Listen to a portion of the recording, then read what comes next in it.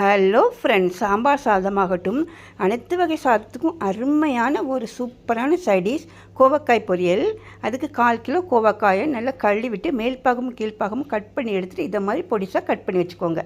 கடாயில் ஆயில் ஊற்றி கடுகு உளுந்தம்பருப்பு தாளித்து சின்ன வெங்காயமாக இருந்தால் 10 சின்ன வெங்காயம் பொடிசாக கட் பண்ணி போட்டுக்கோங்க.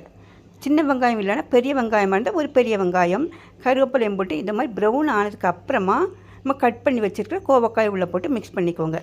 இதுக்கு தண்ணிலாம் ஊற்ற வேண்டாம், மூடி வச்சு நம்ம கிண்டி எடுக்கிறப்பவே அது சூப்பராக வெந்து வந்துடும். மசாலாக்குன்னு பார்த்தீங்கன்னா 1/4 முடி தேங்காய், பெரிய மிளகாய் இருந்தால் 3 போட்டிருக்கேன், நீங்கள் காரத்துக்கு தகுந்தவாறு போட்டுக்கோங்க. 1/2 டீஸ்பூன் ஜீரகம், இதெல்லாம் தண்ணி ஊற்றாமல் குறப்பாக அரைச்சிக்கோங்க.